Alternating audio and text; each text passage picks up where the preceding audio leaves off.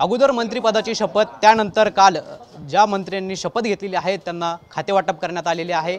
सिन्नरचे आमदार माणिकराव कोकाटे यांच्याकडे कृषी मंत्रिपद जे आहे ते देण्यात आलेलं आहे। आपल्यासोबत स्वतः कृषी मंत्री माणिकराव कोकाटे आहेत। कोकाटे साहेब, सर्वप्रथम आपलं अभिनंदन।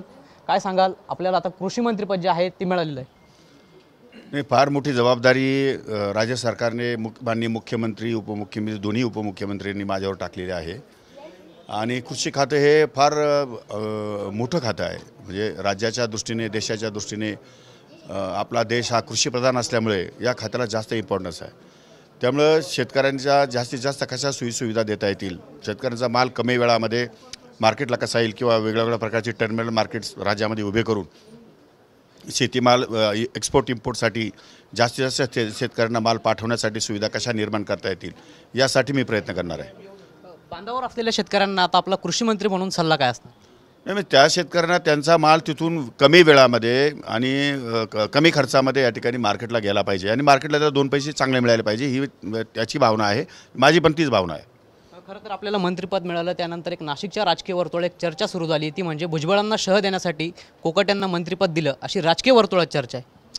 असं काही नाही, कोणी कोणाला शह देण्यासाठी उगाचच पदं देतात किंवा कुणी काही केलं आहे असं समजण्याचं काही कारण नाही आहे। काळाच्या ओघामध्ये संधी मिळत असते। भुजबळांना मंत्री केलं तर काही शह म्हणून दिलं होतं का? त्यांनी काही मला शह केला का? त्यामुळे शह, काटशह वगैरे जो शब्द आहेत ना, ते आता मीडिया फिरवतं आहे, पण तसा प्रकार नाही। त्यांना जेव्हा संधी दिली तेव्हा आम्ही कुठल्याही आमदारांनी विरोध केला नाही। आम्ही सर्वजण त्यांच्याबरोबरच राहिलो, ते सांगतील तेच केलं।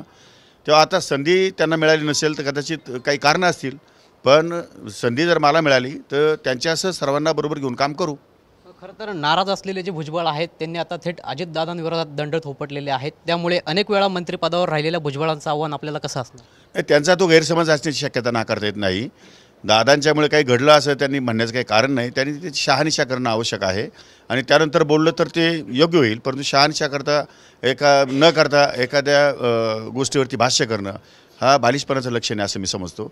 त्यामुळे त्यांनी पहिले एकदा सगळी माहिती घ्यावी आणि नंतर त्या संदर्भात बोलावं।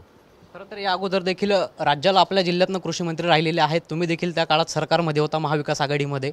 दादा भुसे, आता ते शालेय शिक्षण मंत्री आहात, आपण कृषी मंत्री झाला आहात। त्यांचा अनुभव पाहता त्यांच्याकडनं काय आपण सल्ला मार्गदर्शन घेणार? नाही, मी कोणाचा सल्ला आणि मार्गदर्शन घेण्याची मला अजिबात गरज नाही।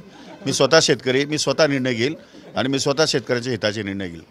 आपल्यासोबत कृषी मंत्री माणिकराव कोकाटे होते आणि अशा पद्धतीनं त्यांचं आता घरी आगमन झालेलं आहे। कुटुंबियांकडून देखील त्यांचं स्वागत जो आहे तो या ठिकाणी करण्यात आलेला आहे। कॅमेरा पर्सन प्रसाद पवारसह पवन येवले, TV9 मराठी, नाशिक।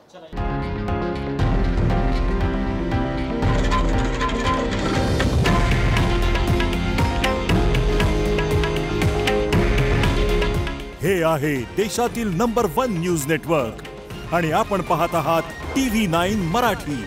काळजी तुमची, हित महाराष्ट्राचं।